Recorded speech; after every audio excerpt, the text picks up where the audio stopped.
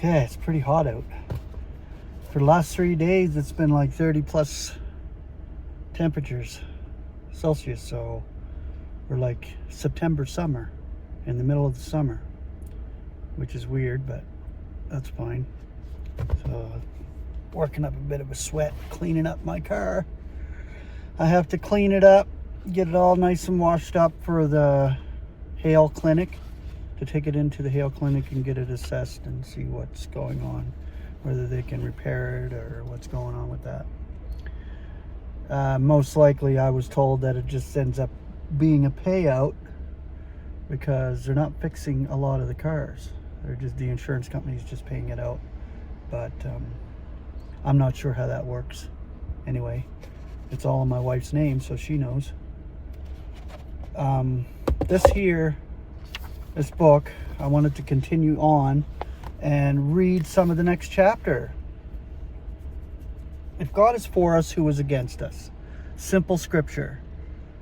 Who can be against us if God is for us, which he is? And this is not, this is more of a rhetorical question.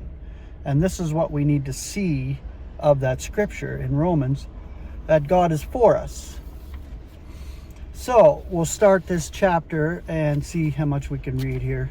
This is a fairly long chapter, so I will split this one up for sure. But okay, so God is for us. If God is for us, who is against us? This is Romans 8:31. And this is a rhetorical question. Like I said, Paul is not expressing a doubt, but a challenge. He has no doubt whatever that God is for us. But he puts the main proposition in the subjunctive. If God is for us, so that he can put forth the question, who is against us? If God is for us, and he is for us, who can be against us? God is the one who is operating all in accord with the counsel of his will.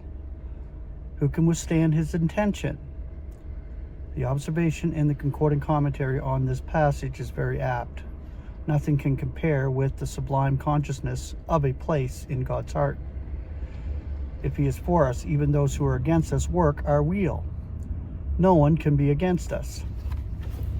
Two sublime truths. The passage of Scripture comes in the middle of the section of verses 28 through 39, which begins with an awareness by the apostle of a sublime truth, namely that God is working all together for the good of those who are loving him, and his persuasion of an equally sublime truth, that nothing in the whole universe will ever be able to separate us from the love of God in Christ Jesus our Lord.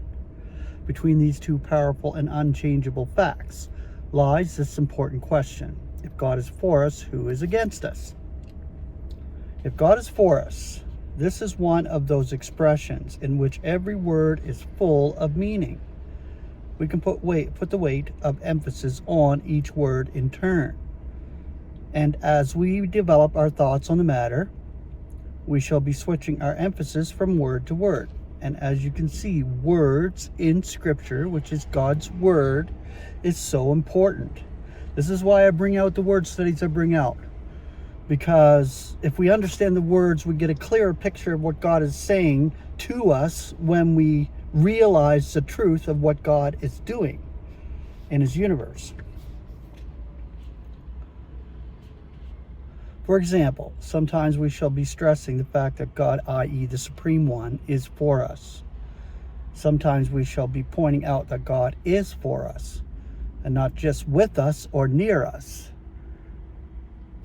It's that old adage which the Christian religion pushes, like God is my co-pilot. You see them stupid signs everywhere on people's cars. God is my co-pilot. No, he is the pilot. He's not a co-pilot. He is the pilot of your ship, and he is running the show completely and fully in every detail, but is actively supporting us. And sometimes we shall be discussing the fact that God is for us and not for all and sundry at the present time in this special way, which is the special way, meaning the members of the body of Christ, which he chose before the disruption of the world. So when it says God is for us, it's speaking of the members of the body of Christ right now in this immediate sense. God is for us. For the moment, we are taking this expression out of its subjunctive form and treating it as a positive fact. The expression is set against the background of universal vanity or nothingness. Read Romans 8:18 through 25, noting particularly verses 20 through 22, which state, "For to vanity was the creation subjected, not voluntarily, but because of him who subjects it, in expectation that the creation itself also shall be freed from the slavery of corruption into the glorious freedom of the children of God. For we are aware that the entire creation is groaning and travailing together until now." We are aware. This awareness of the groaning and travailing of creation is in sharp contrast to the awareness of verse 28, where God is seen to be working altogether for the good of those who are loving him. The whole creation has been made subject to a condition in which it can do nothing of itself to secure its own future. And in this state, it can only groan. It has not come into this condition voluntarily.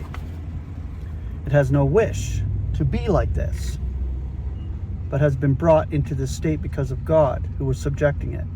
God requires all creation to know that without him and apart from him, it is meaningless and impotent. In several places, Paul declares that all is of God, and all creation must be brought to realize this. That is why it is first subjected to vanity,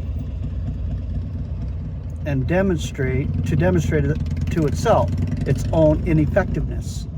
It is against this background of universal impotence that we become aware that God is working altogether for the good of those who are loving him. In other words, that God is for us. We are by nature part of that universal creation, and were once children of indignation even as the rest, as Paul tells us in Ephesians 2:4. Yet we have been separated from the general throng or crowd by a deliverance which is in Christ Jesus. Romans 3:24. In him we are being regarded no longer as soulish and sinful, but as spiritual and righteous in Christ. If anyone is in Christ, there is a new creation. The primitive passed by, lo, there has come new.